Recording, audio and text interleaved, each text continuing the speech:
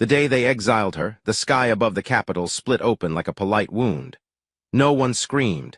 In her empire, screaming was considered a primitive leak of data. Instead, the High Council observed from their hovering thrones while the dimensional aperture unfolded in perfect geometric silence. She stood alone at its edge, spine straight, hands folded behind her back, as if awaiting applause rather than banishment. "Princess Ilyara of the 7th genetic line," intoned the Prime Counselor, his voice amplified through the crystalline lattice that threaded the air. "Declared reproductively null by unanimous algorithm, you are reassigned." Reassigned? Such a gentle word for exile.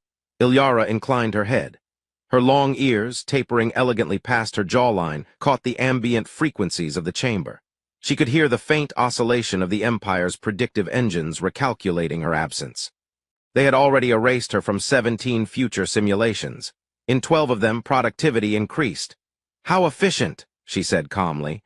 A murmur fluttered through the chamber, disapproval measured in decibels. "You will be transferred to the planet designated Earth," the counselor continued. "You are to reside there as a cultural offering to a solitary human male. Your presence will symbolize our goodwill." Goodwill, she noted privately, was what empires called their insults when they wanted them gift-wrapped. The aperture brightened. Coordinates locked. Somewhere across a minor spiral arm, a man named Daniel Mercer was attempting to repair a lawn mower with a wrench and unreasonable optimism. The transition was instant. One moment she stood beneath floating citadels of bioengineered alloy, the next she was knee-deep in crushed tomato plants. Daniel stared at her. She stared at Daniel. A breeze passed between them, undecided about which civilization it preferred. "You're standing on my San Marzanos," Daniel said finally. She examined the red pulp staining her ceremonial boots. "I have arrived with dignity." "Yeah, well, dignity just flattened my dinner plans." A flicker of light snapped shut behind her as the aperture collapsed. The Empire's distant observers adjusted their instruments. Atmospheric composition, tolerable. Gravity, inconvenient. Human subject, unimpressive. Daniel lowered the wrench slowly. "Okay, either I forgot to pay a bill to the universe or you're not from around here." "I am Princess Ilyara," she replied, "former heir to the 7th genetic line. I have been assigned to you." "Assigned," he echoed, "like homework." Her long ears twitched, parsing tone. "I am unfamiliar with the metaphor." "Yeah, that tracks." He circled her once, not rudely, but with open curiosity. His gaze paused on her ears. "So, is that a fashion thing or a bonus feature?" "They are auditory sensory extensions, capable of detecting quantum fluctuation." "Cool," he said. "Can they detect where my mower's making that whining noise from?" She considered this with complete seriousness. "If activated at full sensitivity, yes. Please don't activate anything at full sensitivity near my garage." A faint hum rippled through the air as an invisible drone descended from high orbit, scanning. Ilyara felt it in her bones, the Empire watching, expecting collapse, humiliation, despair. She straightened further. "I am to reside here indefinitely," she informed him. "You are not required to perform ritual submission." "Great, because my knees are bad." Silence stretched. Daniel wiped his hands on his jeans. "You hungry?" "I do not require sustenance in the primitive sense." Her stomach, traitorously, produced a small, unfamiliar contraction. Daniel raised an eyebrow. Primitive seems to be making a comeback. Inside his house, the air smelled faintly of oil and overcooked coffee. Ilyara stepped across the threshold with the caution of someone entering an uncharted biome. Her empire grew buildings from responsive coral metal. This structure appeared assembled through negotiation with gravity. He handed her a chipped mug that read World SOKAYEST human. "It's tea," he said. "Don't worry, it's not poisoned. I'm not organized enough for that." She held the mug. Heat seeped into her palms. Her people drank from levitating prisms calibrated to nutrient balance. This vessel bore a faded cartoon squirrel. "You live alone?" she asked. "Just me and my bad decisions." She sampled the tea. It was imperfect. It was unevenly sweet. It was surprisingly pleasant. "My civilization concluded I am infertile," she said abruptly. "Therefore politically obsolete." Daniel leaned against the counter. "That's a rough performance review." "It is a genetic certainty. Machines say lots of things." He gestured vaguely toward the garage. "My toaster thinks bread is optional." Her ears angled forward. "Your domestic appliance demonstrates predictive error." "Constantly." A pause, then your species tolerates malfunction, she observed. We call it Tuesday. Above them, in silent orbit, the Empire's instruments recorded no tears, no breakdown. Instead, they registered elevated oxytocin levels in both subjects and a statistically insignificant but intriguing synchronization of heart rhythms. Daniel pointed toward a hallway. There's a spare room. It used to be my office, but I mostly stored regrets in there. We can clear it out. You would alter your habitat for me? She asked. Yeah, you did kind of drop in unannounced, but I'm adaptable. Adaptable? The word settled somewhere deep within her, where algorithms had once declared a closed future. Her long ears caught the faint crackle of distant cosmic surveillance. Let them watch, she thought. Daniel hesitated. So, Princess, do you have a last name, or is that like a one-name deal? Ilyara is sufficient. Okay, Ilyara. Rule 1. If you're going to use quantum fluctuation hearing, give me a heads up before I start the blender. She looked at him, at the crooked cabinets, at the fragile absurdity of this small dwelling on a chaotic planet. In my empire, she said slowly, I was considered a failure. Daniel shrugged. Well, here you just owe me tomatoes. And for the first time since the council pronounced her null, something like laughter, quiet, uncertain, but undeniably real, rose in her chest, startling both the distant observers and herself. On her third morning on Earth, Ilyara attempted to declare war on the washing machine. It is growling, she informed Daniel, standing rigidly before the appliance as it shook with dramatic indignation. I believe it challenges me. Daniel, half awake and holding a screwdriver like a security blanket, squinted at the machine. It's on spin cycle. It sounds unstable. It is unstable, that's how it works. The machine thudded violently. Ilyara's long ears flared outward, catching the electromagnetic stutter of the motor. Its internal rotation is asymmetrical. Yeah, Daniel said. I overloaded it with towels, that's on me.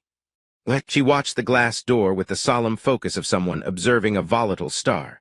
In her empire, garments dissolved into cleansing light and reassembled molecule by molecule. Here, fabric endured a controlled storm and emerged damp. Your civilization entrusts hygiene to chaos, she said. We also deep-fry food and argue on the internet. It's a whole ecosystem. Her ears twitched at the faint, familiar tremor above the atmosphere. The Empire was still watching. Their orbital instruments hummed in frequencies only she could perceive, measuring her cortisol, her posture, the probability of emotional collapse. The number had dropped 12% since arrival. She suspected this annoyed them. Daniel handed her a folded shirt. You're staring at it like it insulted your family. It is inefficient. So am I before coffee. She took the shirt. The cotton felt coarse compared to the adaptive silks she once wore, fabrics that adjusted to temperature and mood. This cloth did nothing except exist. There was something almost heroic about that. Later in the garage, Daniel activated what he proudly called a minor spatial recalibration device, which Ilyara identified as a reckless attempt to fold a centimeter of space using salvaged microwave components. You will rupture your planetary crust, she informed him. Nah, he said. Worst case, I blow a fuse. Her ears flattened as the device whined. Your understanding of worst case is biologically optimistic. The machine sparked, flickered, and emitted a sad pop before dying in a curl of smoke. Daniel coughed. Okay, slightly worse than a fuse. She stepped forward, extending her fingers. A faint shimmer rippled from her palm as she engaged a low-level field stabilizer embedded beneath her skin. The residual spatial distortion settled. He blinked. You just smoothed reality. It was wrinkled. Good to know that's a thing. She found herself enjoying these exchanges. In the Empire, conversation had been strategic, every word weighed for political consequence. Here, words wandered, they tripped. They sometimes fell into jokes. That evening, they sat on the back steps. The sky above Earth displayed no organized traffic of luminous carriers, no disciplined constellations aligned by engineering. Just scattered stars, indifferent and magnificent. In my world, she said, romantic partnerships are assigned by genomic compatibility scores. Daniel leaned back on his hands. On Earth, we swipe left. I do not understand. It's a long story involving poor decisions. Her gaze shifted inward. My genome was mapped at birth, simulated across 9,000 potential pairings. Each resulted in non-viable offspring. My reproductive system was declared decorative. Daniel was quiet for a moment. That's brutal. It was efficient. He nudged her shoulder lightly. You ever think maybe their data's incomplete? Our predictive engines account for 98.7% of biological variance. Cool, what about the other one? 3%. She hesitated. Above them, the Empire's observation array recalibrated focus as her heart rate increased. The remaining percentage, she said slowly, is classified as environmental anomaly. Daniel grinned. Earth's basically a walking anomaly. A cricket chirped, she startled. Relax, he said, that's just a bug. It is broadcasting. It's flirting. With whom? Everything. She considered the tiny creature's relentless call. No algorithm guided it. No council approved its noise. It simply persisted. Days turned into weeks. She learned the rhythm of his life, the way he muttered at malfunctioning tools, the way he apologized to inanimate objects after striking them, the way he left space at the table without consciously deciding to. She contributed in quiet ways. She recalibrated his failing solar panels with microscopic adjustments of energy. She filtered trace pollutants from the soil. The tomatoes began to thrive again. You're cheating, he accused lightly, examining a particularly robust plant. I am optimizing. Same thing. One afternoon, a pulse of vertigo overtook her. It began as a subtle harmonic shift within her abdomen, a resonance out of sync with her baseline physiology. She froze, gripping the kitchen counter. Daniel looked up from his laptop. You okay? My internal equilibrium is recalculating. That sounds expensive. She closed her eyes. Her long ears strained inward, listening not to orbiting drones but to herself. There was a rhythm there, faint, independent, impossible. Her people's medical chambers had scanned her down to quantum irregularities. They had rewritten sections of her DNA in futile attempts to correct her. Every result had returned null. The rhythm persisted. Daniel, she said carefully, do human females experience systemic fluctuations prior to catastrophic failure? That depends heavily on context. She turned to him, eyes wide not with fear, but with something far more destabilizing. Acquire one of your primitive biochemical assays. You mean a test? Yes, he stood slowly. For catastrophic failure. For confirmation. An hour later, they stood side by side in the bathroom, staring at a small plastic device that, according to the packaging, was 99% accurate. It's blinking, Daniel whispered. It is decisive, she replied, 2 lines, silence pressed in thick and electric. That can't be right, he said reflexively. My civilization's entire reproductive doctrine states that it is. They looked at each other. He let out a shaky laugh. So either this thing is defective, or the Empire's predictive engines overlooked environmental anomaly. Her hand moved to her abdomen, tentative, reverent. Above Earth, alarms rippled through the Empire's observation deck as their instruments registered unprecedented hormonal markers from their exiled princess. Data streams contradicted centuries of certainty. Daniel exhaled slowly. Okay. Hypothetically, if this isn't catastrophic failure, what is it? Ilyara felt the new rhythm again, fragile yet insistent, like the cricket's relentless song. It is proof, she said softly. Of what? Her long ears lifted, no longer straining for surveillance, but attuned to the quiet revolution within her. That the universe, she answered, does not always obey its own calculations. Daniel stared at the blinking test, then at her. Well, he said faintly, that's going to make for an awkward galactic performance review. The summons arrived at dawn, though on her world dawn was a negotiable concept. A column of light unfolded in Daniel's backyard, careful this time to avoid the tomatoes. The Empire had learned something about optics. Ilyara stood at the window, one hand resting against the subtle curve of her abdomen, her long ears angled toward the descending harmonic tones. They've stopped pretending, she said. Daniel peered over her shoulder. Yeah, that looks official, less random alien accident, more we'd like a word. The light condensed into a familiar sigil, the authority of the High Council. A voice followed, amplified across interstellar distance. Princess Ilyara of the 7th genetic line, you are commanded to return immediately for genomic verification. Daniel raised his hand toward the sky. You could have just emailed. She almost smiled. Months ago she would have stiffened at the word commanded. Now she felt something steadier, something that did not require permission to exist. They are afraid, she said quietly. Of you. Of being wrong. She turned to him. I must go. Yeah, figured. He swallowed. You coming back. The question hung heavier than any decree. "I do not know what form back will take," she answered honestly. "But I am no longer going anywhere in disgrace." He nodded once. "Good, because you kind of owe me for emotional distress and tomatoes." The transport enveloped her gently. As the field lifted her from Earth's gravity, her ears caught the frantic recalculations from orbit.